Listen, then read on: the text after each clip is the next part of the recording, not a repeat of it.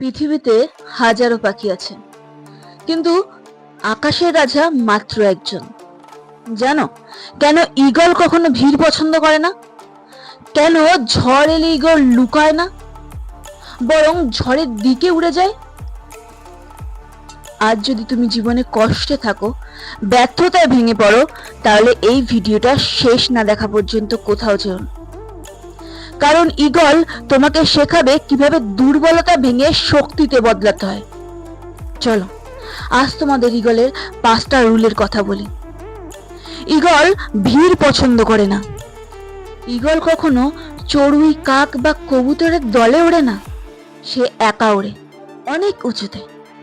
কারণ ঈগল জানে ভিড় মানে নিরাপত্তা নয়, ভিড় মানে সীমাবদ্ধতা নয়। যখন সবাই বলবে এটা সম্ভব না, আরে এত স্বপ্ন দেখে কি হবে, মনে রেখো তখনই কিছু মানুষ ঈগলের মতো আলাদা পথে চলে। একটা মেসেজ দিই, যদি তুমি আলাদা কিছু করতে চাও তাহলে একা চলার সাহস রাখো। জীবনে বড় হতে চাইলে পুরনো অভ্যাস, পুরনো ভয়, পুরনো আরাম ছাড়তেই হবে। ঈগল কখনো মৃত শিকার খায় না, ঈগল শুধু জীবিত শিকার ধরে। সে জানে মৃত জিনিস মানে দুর্বলতা। আজ আমরা অনেক সময় মৃত স্বপ্ন, নেতিবাচক কথা, ভাঙা বিশ্বাস নিয়ে বেঁচে থাকি।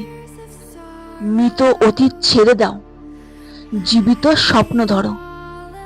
আর যদি তুমি নিজেকে ছোট ভাবো বা দুর্বল ভাবো, তাহলে মনে রেখো ঈগলও একসময় ছোট ছিল, কিন্তু পার্থক্য একটাই, সে কখনো ভিড়ের মতো হতে চায়নি, ভিড়ের দলে থাকতে চায়নি। আজ থেকে ডিরেকশন নাও, তুমি কবুতর না ঈগল হবে। যদি এই ভিডিওটা তোমাদের ভেতরে আগুন জ্বালিয়ে দেয়,